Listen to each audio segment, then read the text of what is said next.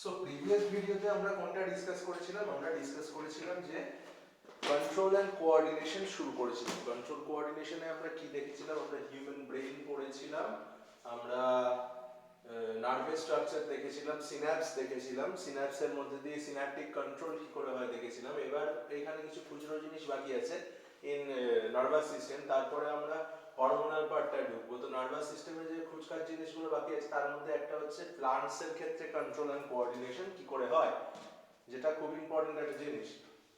প্লান্টের ক্ষেত্রে মুভমেন্টটা মেইনলি কোনো একটা জিনিসের উপর বেসে হয়, যেটা হচ্ছে that is stimulus.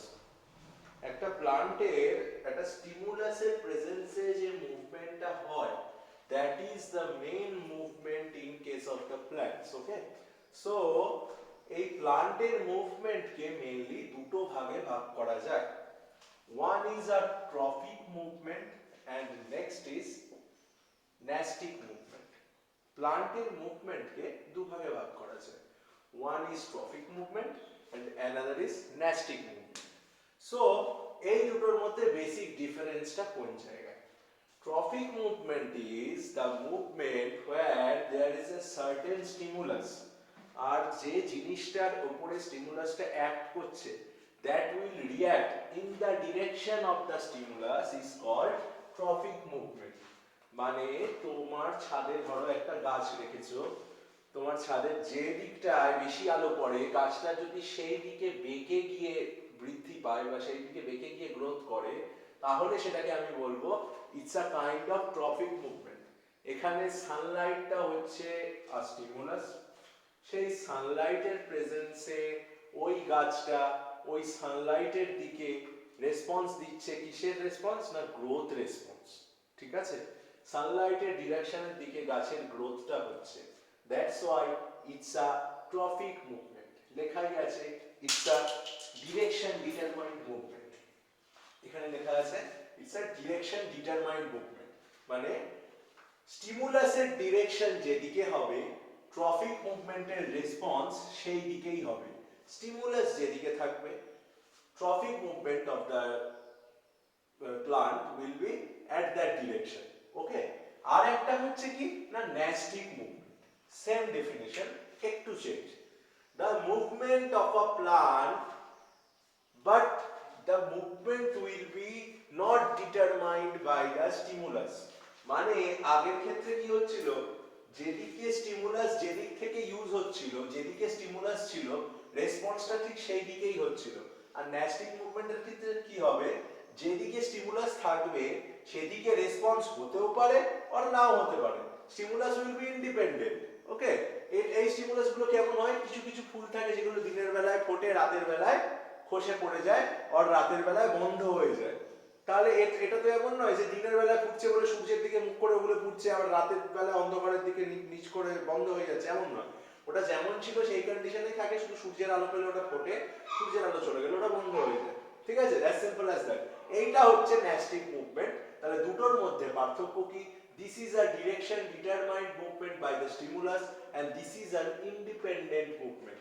Direction is not determined by the stimulus and here direction is determined by the stimulus. So this is the basic difference between trophic movement and nastic movement. Trophic movement যেটা হয় mainly it's a permanent movement.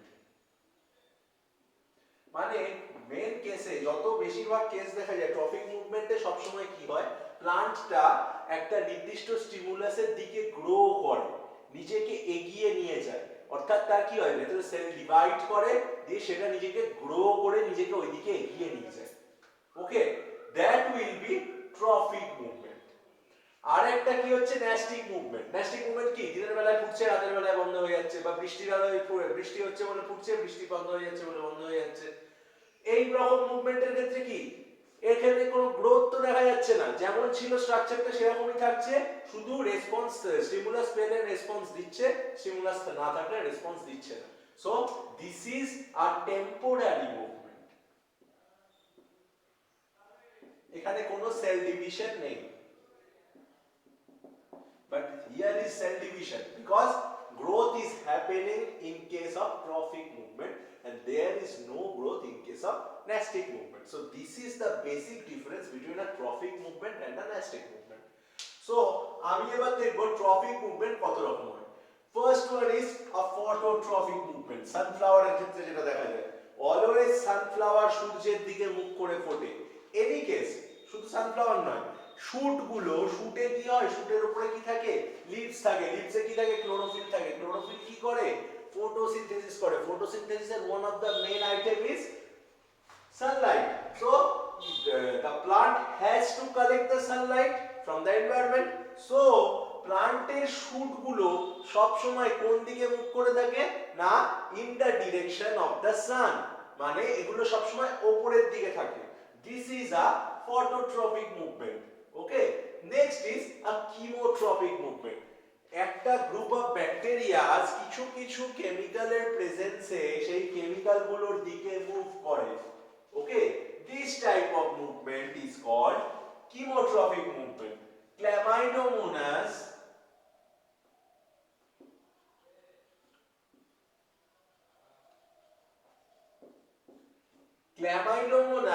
কি করে না, light acidic যদি environment পায় তাহলে ওই light acidic environment ওর ক্ষেত্রে যেটা নিউট্রিটিভ এনভায়রনমেন্ট সেই দিকে মুভ করে। যেহেতু ওটা একটা কেমিক্যালের প্রেজেন্সে, একটা কেমিক্যাল স্টিমুলাস, এখানে ওই কেমিক্যাল স্টিমুলাসের প্রেজেন্সে ও গ্রো করছে ওইদিকে। That's why this type of movement is called a chemotropic movement. Next is geotropic movement. Mainly roots show this kind of movement. রুটরা কোন দিকে গ্রো করে না, in the direction of the gravity. That's why it is geotropic movement, মানে মাটির নিচের দিকে, তাই তো, মাটির নিচের দিকে গ্রো করে বলে this is called geotropic movement. এটা কারা শো করে, রুটস। এখানে কি ছিল, শুটস। এবার হচ্ছে হাইড্রোট্রপিক মুভমেন্ট। সেম, রুটসরা শো করে ওয়াটার যেদিকে আছে সেদিকে গ্রো করে। ও রুটস নিচের দিকে কেন যায়, দুটো কেসের জন্য, one is gravity, second is water. So water যেদিকে আছে roots এর growth সেই দিকে হবে। That's again growth of roots and it's a type of hydrotropic movement. তারপরে যেটা আছে that is thigmotropic. Thigmotropic means mainly যারা climber kind of হয়, মানে যারা লতানো গাছ, তারা mainly কি হয়, তারা যদি কোনো একটা সাপোর্ট পায়, suppose this is a climber, this is a tendril of the climber, ঠিক আছে। এবারে দিস ইজ আ সাপোর্ট, যদি এরকম কোনো একটা সাপোর্ট পায় এই ধরনের গাছগুলো, তাহলে কি হয়, ওই সাপোর্টটার দিকে ও গ্রো করতে থাকে, যাতে ও সাপোর্টটাকে জড়িয়ে উপরের দিকে উঠতে পারে। This kind of movement is called thigmotropic movement. মানে একটা সাপোর্টের প্রেজেন্সে যদি কোনো ক্লাইম্বার গ্রো করে, ওই পোরশনটা নিজের বেশি গ্রো করে ওই ক্লাইম্বার ওই সাপোর্টটাকে হেল্প নিয়ে, এখানে সাপোর্ট কোনো বড় গাছ হতে পারে, কোনো এনি ডেড ম্যাটারও হতে পারে, যে কোনো কিছু হতে পারে, ওই দিকে যদি গ্রো করে, this kind of growth is called thigmotropic growth, thigmotropic movement. Then nastic. Nastic আগে বলেছি কি, direction is not determined by the stimulus. First is photonastic. Photonasty দেখা যায়, there are certain flowers who blooms in the sunlight and closes when it's dark. Sunlight হলে এগুলো Bloom করে আর বন্ধ হয়ে যায় when there is dark. তার মানে কি, in the presence of photon or in the presence of sunlight they are blooming, that's why it's a photonasty. Then is nyctinasty. Nyctinasty is in the presence of rain. Rain ফরেস্টের কিছু গাছ কি হয়, rain ফরেস্টের কিছু গাছ যখন রেইনের পরিমাণ খুব বেশি হয়, ওই গাছের পাতাগুলো নিচের দিকে মুখ করে দেয়। রেন ফরেস্টের কিছু গাছ হাই রেনফলে, হেভি রেনফলে ওদের পাতাগুলোর মুখ নিচের দিকে করে নেয়, যাতে এক্সেস অ্যামাউন্ট অফ ওয়াটার ওরা ঝরিয়ে ফেলতে পারে এবং পাতাগুলোর কোনো ক্ষতি না হয়, পাতাগুলো পচে না যায়, because rain forest always it's a rainy season. ঠিক আছে, এই জন্য ওদের মধ্যে এরকম অ্যাডাপ্টেশন দেখা যায়। This kind of adaptation is called nyctinasty. Then seismonasty or thigmonasty. এটা আমরা সবাই দেখেছি, বাড়ির সামনে অনেক লতানো গাছ থাকে, যেগুলোর পাতায় হাত দিলে পাতাগুলো কি হয়ে যায়, বন্ধ হয়ে যায় বা কুঁকড়ে যায়। This type of plant, the group of the plants is mimosoideae.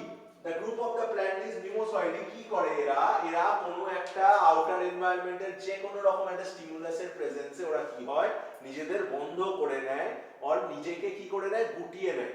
এটা কারা দেখায়? কিছু ইনসেক্টিভোরাস প্লান্টস আছে যাদের এরকম একটা স্ট্রাকচার থাকে, সাপোজ একটা ঘটের মতো স্ট্রাকচার, একটা পিচার শেপের স্ট্রাকচার, ওটা খোলা থাকে, ওটাই যেই একটা ইনসেক্ট গিয়ে ঢুকে বসে, ইনসেক্টের প্রেজেন্সে ওরা নিজেকে বন্ধ করে নেয়।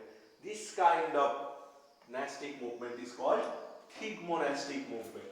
So আমরা ডিসকাস করলাম tropic movement and nastic movement. এইবার একটা মুভমেন্ট আমি এখানে লিখে রেখেছি, that is tactic movement. Tactic movement is one kind of trophic movement, you can say. Trophic movement এ কি বলেছিলাম? There will be permanent growth and the growth will be in the direction of the stimulus. But in this case, in case of tactic movement, the growth will be in the direction of stimulus, but the growth will be temporary growth. তাহলে কি বোঝা যাচ্ছে? It's a in between thing between a trophic and a nastic movement. Tactic movement হচ্ছে growth will be happen in the direction of the stimulus, but growth টা কি হবে? growth টা not permanent, it's a temporary growth. Some kind of microscopic plants like volvox show this kind of growth. এরা কোনো একটা nutritive medium দেখলে ওদিকে grow করে, নিউট্রিটিভ মিডিয়াম সরিয়ে নিলে ওরা ওখানে ওদের গ্রোথ স্টপ করে নেয় বা ওরা আবার আগের জায়গায় ফিরে আসে। ট্যাকটিক মুভমেন্ট আর ট্রফিক মুভমেন্টের মধ্যে ডিফারেন্স কি? This is a direction determined, this is also direction determined, but it's a permanent movement. গাছ যেদিকে ঘুরে গেল ওই দিকেই থাকবে, যদি আবার এদিকে ফিরতে হয় তাহলে ওইরকম ভাবে ঘুরে ফিরবে, বাট ওইটুকু পোরশন আবার রিট্রাক্ট করে নিয়ে আসতে পারবে না। But tactic movement is not a permanent movement, it's a temporary movement like a nastic movement. So আমরা এই ভিডিওয়ে trophic movement, tactic movement and nastic movement আর তার মধ্যে ট্রফিক আর ন্যাস্টিকের ডিফারেন্ট টাইপস গুলো আলোচনা করলাম। এরপরে আমরা এরপরের ভিডিওতে কি শুরু করব? হরমোনস শুরু করব ইন